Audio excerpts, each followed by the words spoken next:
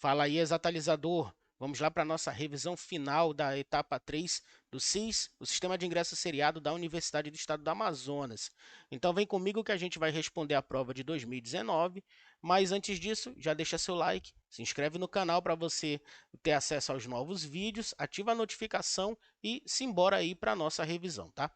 A questão 45 da prova dizia o seguinte, que você tem um eletroscópio de folhas, que ele está inserido dentro de uma esfera metálica oca, e olha só, existe um fio que liga a esfera do eletroscópio até a esfera metálica, beleza? Existe também uma outra esfera, nomeada de P, que ela vai ser sempre carga positiva, né? Vai se manter essa carga na esfera, e ela está sendo aqui sustentada por um bastão isolante, tá bom? O que é que vai ser feito com isso? O experimento é a gente ver o que acontece com as folhas do eletroscópio, que estão aqui dentro. Então, vai ser feito 3 passos. O primeiro, a esfera P vai tocar em A, depois em B e depois em C, e em cada etapa dessa, a gente vai avaliar a movimentação das folhas do eletroscópio. Então, o início da solução começa no passo 1, onde eu vou pegar essa esfera e vou fazer ela tocar nesse ponto, ó. O ponto A, que ele é interior à esfera metálica oca. O que vai acontecer? Vai ter uma distribuição de cargas aqui, né?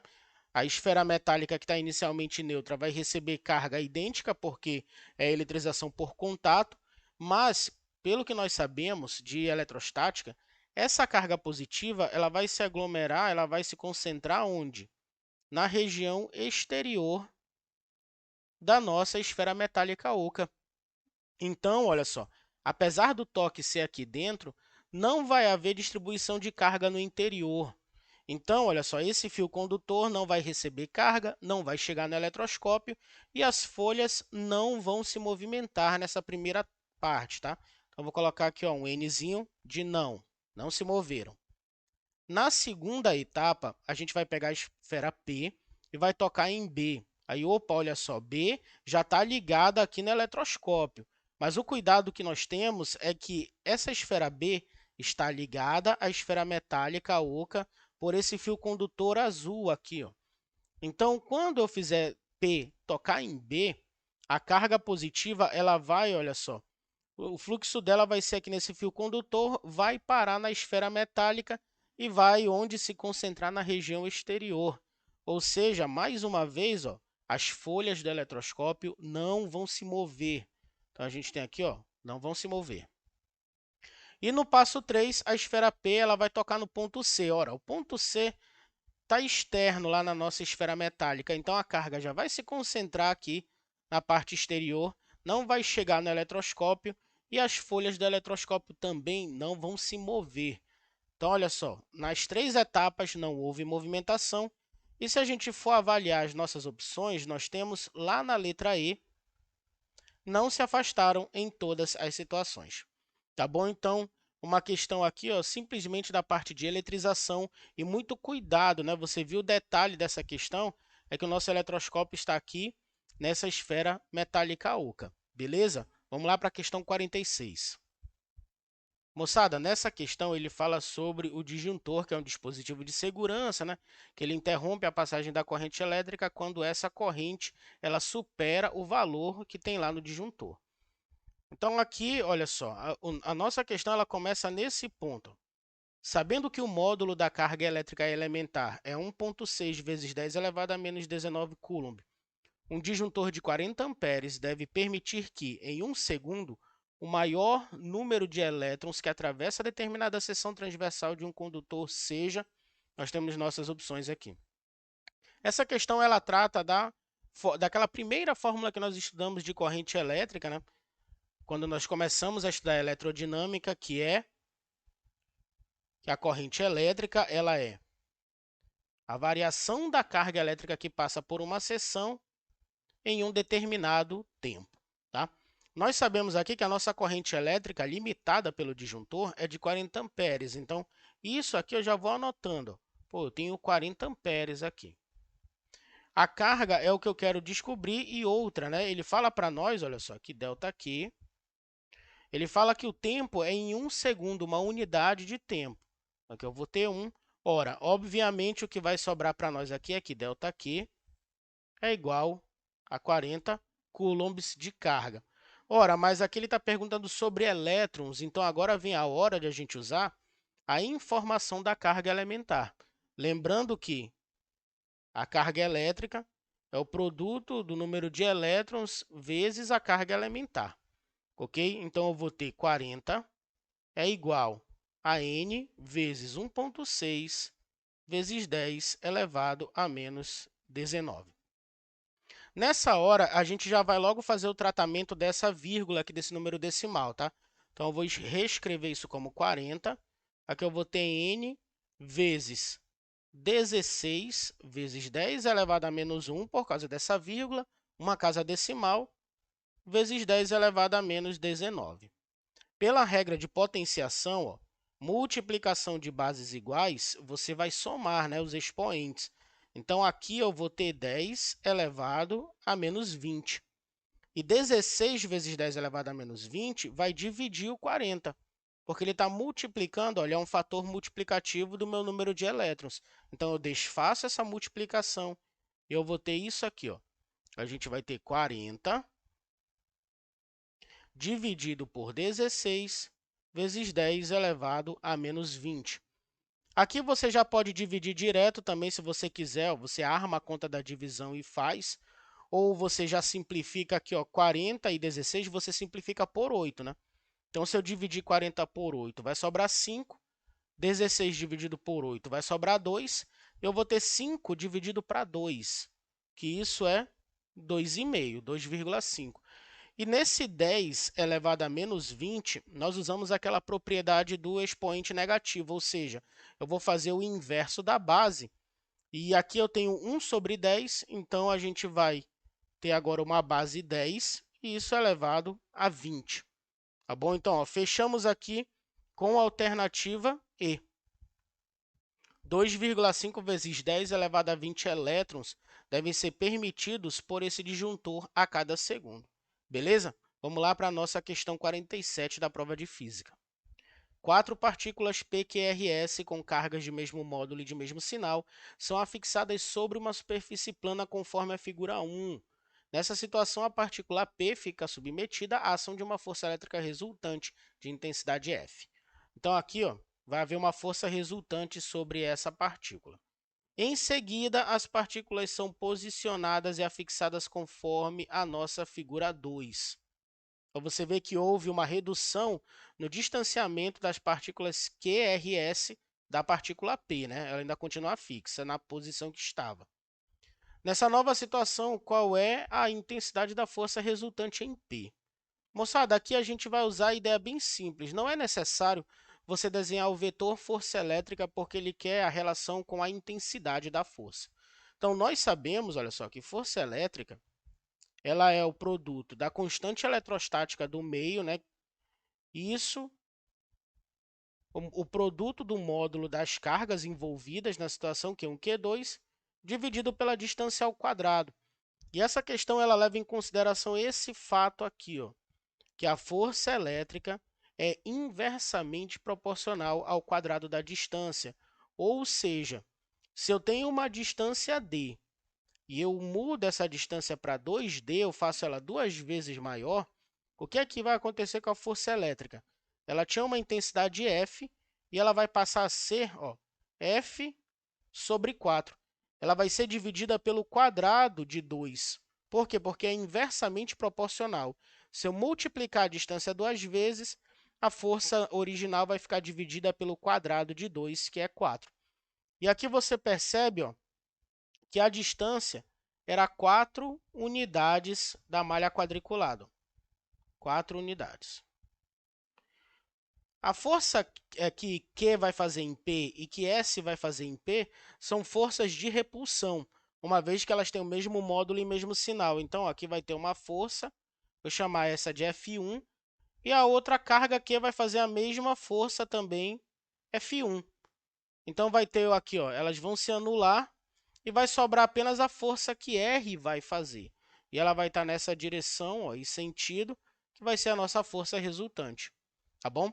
Como eu diminuí a distância de R 4 vezes, olha só, então eu tinha uma distância 4D e a minha força passou a ser, ó, ou a minha distância, desculpa, passou a ser d. Então, se eu dividir a minha distância por 4, o que vai acontecer?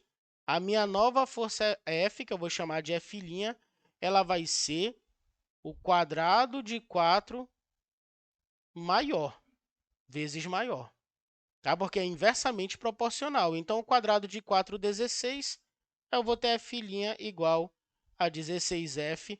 E nós fechamos, olha só aqui, com a letra C. Beleza? Não se esqueça disso. Esse fator é muito importante a gente lembrar que a força... Isso também acontece com o campo elétrico, que ele é inversamente proporcional ao quadrado da distância, mas o campo elétrico a gente trabalha somente com uma carga, que é a geradora. E quando a gente fala de potencial elétrico, né, o potencial elétrico ele é inversamente proporcional à distância, então ali não tem quadrado, né? Lembra que campo elétrico a gente tem constante multiplicado pela carga e a distância ao quadrado, aqui é a razão. E quando a gente fala de potencial elétrico, a gente tem a constante, a carga e a distância. Então, ó, muito cuidado nessas horas de você avaliar essas situações. Normalmente cai aí em questões, tá? Vamos lá para a nossa próxima questão. A questão 48 da prova de 2019 dizia assim: um estudante ele construiu um circuito com resistores ôhmicos iguais de resistência elétrica de 200 ohms cada um. Então, aqui o esquema ó, que o estudante fez. A resistência elétrica equivalente entre os pontos A e B do circuito é... Moçada, nessas questões a gente precisa identificar os nós, tá? Então, essa é a minha dica. Vamos lá, o ponto A, você tem ele saindo um resistor, olha só. Então, você chega nesse ponto, ó, nós temos um nó, tá bom? Eu vou chamar esse nó de 1, beleza? Deixa eu colocar um aqui bacana, ó, nó 1. Agora, repara comigo que desse ponto 1 até esse ponto aqui que eu vou marcar na tela, olha só, você não tem resistência. Então, significa que esse nó aqui é o mesmo nó 1. Olha lá, ok. E isso vai acontecer aqui também, ó. Aqui não há resistência. Então, a gente tem o nó 1 de novo. A mesma coisa vai acontecer nesse fio, olha só. Então, nós temos aqui o nó 1 e também vai acontecer o nó 1 bem aqui, ó. Nó 1. Por quê? Por que, professor, isso? Meu Deus. Porque você não tem resistência nesses fios. Então, como a resistência é desprezível, a gente vai considerar aqui que todos são o mesmo ponto. E tu vê o que é que aconteceu quando você identificou isso? Todos esses resistores aqui, ó, tanto esse resistor quanto esses, eles ficaram fora do circuito. Na verdade, eles estão aí, ó, eles não são considerados para a nossa resistência equivalente. O que é que a gente tem? Eles estão em curto, né? E o que é que vai acontecer? Sobrou para nós, ó, se a gente for fazer um rearranjo, né, vamos redesenhar, né, na verdade, o nosso esquema, a gente tem o seguinte, ó, vou ter um resistor aqui, esse resistor é esse primeiro, ó, vou chamar ele de R aqui, beleza? E agora, olha só, esses dois resistores aqui, eles estão ligados no ponto 1. Então, eles estão em paralelo, R, R, e depois, olha só, eles vão estar ligados nesse outro nó, que você vê que não tem resistência até B, então esse nó aqui ó, é o nó B. Então, olha só como é que está o nosso circuito equivalente. Esse circuito montado pelo estudante, ele equivale a esse esquema. E aqui fica muito fácil, por quê?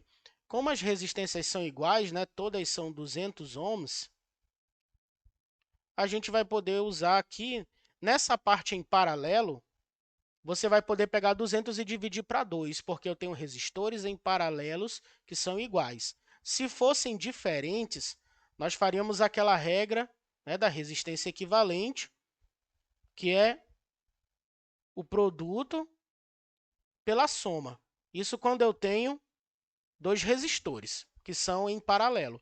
Nesse caso, como eles são iguais, nós usamos a resistência equivalente apenas como R dividido por N, onde N é o número de resistores que estão na associação.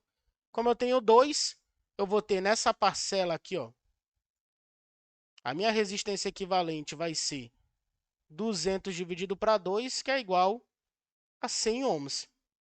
E esse resistor aqui vai estar em série com esse, né? Então, eu vou ter 200 mais 100, resistência equivalente 300 ohms, tá certo? Então, aqui, só para ficar organizadinho, ó, nossa resistência equivalente vai ser 200 mais 100, que isso dá para nós 300 ohms de resistência. Beleza? Muita atenção nessas questões de associação. A dica é sempre você identificar os nós. E o nó é aquele ponto de encontro entre três fios condutores, certo? Então, a gente foi avaliando sempre nesse conceito. Beleza? Vamos lá para a nossa questão 49. A força eletromotriz de um determinado gerador é 20 volts. Quando conectado a um circuito que lhe requisita uma corrente elétrica de 2 amperes de intensidade, a tensão medida em seus terminais é de 16 volts. Desse modo, a resistência interna desse gerador é... Pessoal, questão simples aqui de geradores elétricos. O que você tem que lembrar é da equação dos geradores, né, que é força eletromotriz é igual a tensão fornecida mais a dissipada, certo? Ou então, né, como nós vemos comumente aí escrito nos livros de física, a tensão fornecida é a força eletromotriz menos resistência interna vezes a corrente, tá bom? Que é a tensão, né, consumida aí pelo próprio gerador. Nesse caso, vamos lá. A nossa tensão aqui, ó, fornecida foi de 16 volts. Nossa força eletromotriz, 20 volts. Resistência interna é a pergunta da questão, então vai ficar Rzinho ainda aqui. E a corrente, 2 amperes. Olha só, uma questão super simples de uma equação do primeiro grau para a gente resolver. Eu vou pegar esse termo aqui, ó, menos 2R, e vou transferir ele para o primeiro membro da igualdade, né, aquela ideia de equações, onde ele vai ficar positivo. E eu vou ter 20. Esse 16 eu vou fazer a mesma coisa com ele para o segundo membro. Então, eu vou ter menos 16. Vai sobrar para mim 2R igual a 4. Ora, isso daqui sem terror nenhum, nós sabemos que vai ser 4 dividido para 2, que é igual a 2 ohms. Ou seja, nós temos aí ó, a resistência interna desse gerador, resistência de 2 ohms, alternativa C. Questão bem maneira, bem fácil aí, ponto garantido para nós nessa prova de 2019. Vamos lá para a próxima questão. Questão 50 na tela, pessoal. Ela fala que nós temos os gráficos aqui a seguir que mostram a variação da tensão elétrica nos terminais de um resistor ôhmico e a intensidade da corrente elétrica que o percorre em função do tempo. Tá? Então, nós temos esses dois gráficos para visualizarmos. E aí, o comando da questão é a energia elétrica dissipada por esse resistor no intervalo de 60 segundos. Vamos lá analisar nosso gráfico. Tá? Então, o que nós temos aqui no primeiro, olha só, o gráfico de tensão por tempo. Vê comigo, olha só, que nesse primeiro momento, ó, nos primeiros 40 segundos, a tensão que foi utilizada por esse resistor, que foi fornecida a ele, no caso, é de 20 volts. E você tem ó, que nesse mesmo intervalo de tempo, a corrente que estava passando por ele é de 10 amperes. Então, vamos lá, o que é que a gente consegue com isso daí? Calcular a potência. Porque você tem que lembrar que energia é potência vezes o intervalo de tempo, ok? Então, essa é a nossa primeira expressão. E a gente vai precisar da potência. E nós temos, olha só, que potência é tensão vezes corrente. Ah, professor, mas ele está falando de energia elétrica dissipada, não era para usar P igual a R ao quadrado? Moçada, essas fórmulas de potência, ó, P igual a U vezes I, P igual a U ao quadrado sobre R, P igual a R, I ao quadrado, todas elas são equivalentes. Se você fizer por todas elas, experimentar isso, né, você vai encontrar resultados iguais. Então, aqui é muito mais prático eu usar tensão vezes corrente. Então, vamos fazer para os primeiros 40 segundos. Ó. Em 40 segundos, eu vou ter que a potência vai ser 20 vezes 10, ok? Que vai me dar 200 watts de potência, beleza? Já para completar os 60, olha só, o que a gente vai ter aqui ó, é que vão ser 20 segundos apenas, tá bom? Então, a gente vai ter nos 20 segundos restantes, a minha potência vai ser a tensão que é 40 vezes a corrente, que é de 20 amperes. Então, 40 vezes 20, 800 watts de potência. Agora que eu tenho essas informações, eu vou para a parte da energia elétrica. Vamos lá? Então, para a gente fechar a questão, nós vamos ter a energia elétrica total vai ser, dos primeiros 40 segundos, eu vou ter 200 vezes 40, mais dos 20 segundos restantes, que é 800 vezes 20. Tá? Muito cuidado aqui para você não cometer o erro de pegar os 60 e sair colocando tudo. Por exemplo, você poderia fazer 200 mais 800, 1.000 e 1.000 vezes 60. Então, você encontraria a resposta à letra A. Isso está errado, tá? Lembra que o tempo aqui, ó, ele muda para cada situação, né? Não é 60. 60 seria se fosse constante durante todos os 60 segundos. Então, a gente vai ter, ó, energia elétrica total. Aqui eu tenho 4 vezes 2, 8. Aí você completa com os zeros, né? 8.000. Nós vamos ter 8 vezes 2, 16. Com os zeros, 16.000. Lembrando que tudo aqui está em joule, tá? Unidade de energia. Somando, o que é que você vai ter? Energia elétrica total. 8.000 com 16.000, você vai ter 24.000 joules. Que 24.000, você sabe que 1.000 ele é equivalente a quilo, né? Só você lembrar de massa. 1 quilograma são 1.000 gramas. Então, 24.000 joules são 24 quilojoules. Isso está onde? Aqui, ó, na alternativa B, certo? Então, ó, cuidado nessas questões. Uma questão simples, né? Mas que a gente poderia cometer o erro justamente nessa etapa do tempo e na parte da potência dissipada total aqui, tá bom? Vamos lá para a nossa questão 51. Nessa questão, pessoal, a gente tem uma associação de capacitores, tá? Uma associação mista. Todos os capacitores têm a mesma capacitância C, e nós queremos a capacitância equivalente da associação, né, entre os terminais A e B. Quando a gente fala de associação de capacitores, você tem que lembrar que ela é o inverso da associação de resistores. Então, quando você tem resistores em série, você soma eles. No caso dos capacitores, você vai fazer aquela soma dos inversos, né, que é o equivalente ao paralelo do resistor. Então, é só você lembrar isso. É você fazer o oposto do que você faz para resistências. Vem comigo aqui, ó. Vamos pensar nos nós. Aqui eu tenho um nó, vou chamar de 1. Aqui eu tenho um outro nó, que eu vou chamar de 2. E tu percebe que desses pontos, ó, todos eles você tem fios de resistência desprezível. Então, você vai ter que todos eles são nó 2. Aqui vai acontecer a mesma coisa. Ó. Todos esses são o ponto B. Portanto, se você quiser redesenhar o circuito para ficar uma visualização tranquila, você poderia ter isso aqui. Ó. Nós temos o ponto A. Aí nós vamos ter dois capacitores, olha só, aqui, ó, em paralelo. Certo? Então, eu vou ter aqui, ó, dois capacitores em paralelo. E eles vão estar associados, ó, aqui ao nó 2, tá certo? Esse nó 1 é equivalente ao A, porque não tem resistência, a gente poderia até colocar o A aqui. Então, a gente vai ter, ó, 4 capacitores em série. Vamos colocar aqui, ó, 1, 2, opa, isso é uma resistência, né? 3, 4, todos eles, ó, aqui ligados ao B. Então, como nós comentamos, né? Capacitores em paralelo, eles são o oposto da resistência em paralelo. Então, aqui eu vou somar. Aqui eu tenho C mais C, 2C. Aqui eu tenho 4 capacitores idênticos, né, em paralelo. Então, eu vou somar isso, vai me dar 4C. Essas duas capacitâncias equivalentes, ó, elas vão estar em série uma com a outra.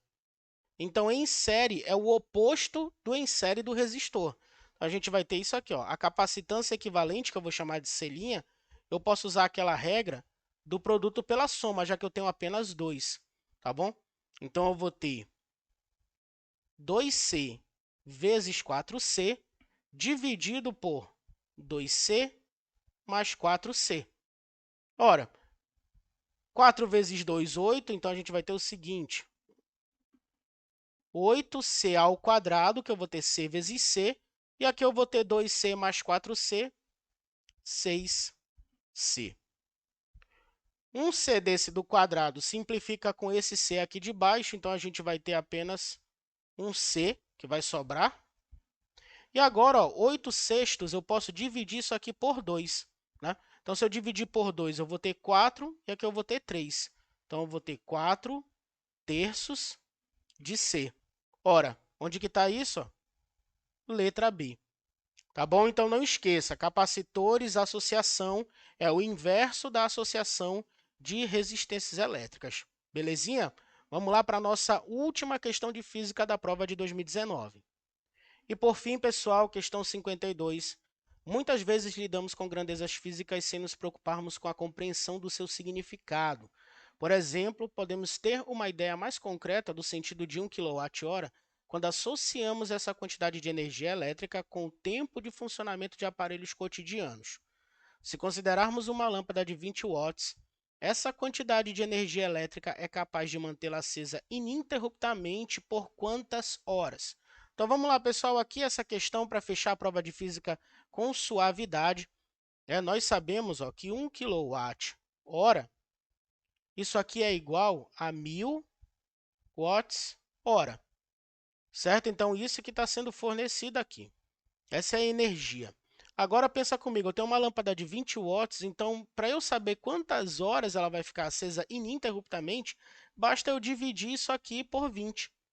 Então, eu vou ter 1000 watts-hora dividido por 20 watts. Isso vai me dar o quê? Tem uma simplificação aqui das unidades, só para ficar bem claro que o resultado vai ser em horas. Como 1000 e 20 são múltiplos de 10, você pode cancelar um zero. Tá? Então, você vai ter 100 dividido para 2, que isso te dá 50 horas, pai. Olha só. Então, fechamos aqui com a letra D. 50 horas essa lâmpada vai ficar acesa, com 1 kWh consumido. E aqui a gente fechava a prova de física, gabaritando uma prova tranquila de ser feita. Tá? Eu acho que a questão mais difícil que nós fizemos aqui, talvez, foi a questão da energia elétrica para você não cometer aquele erro na hora de fazer o cálculo da energia dissipada total. Então, uma boa prova a todos aí que vão fazer o SIS nesse ano de 2021 e até as nossas próximas questões. Um abraço a todos e tchau!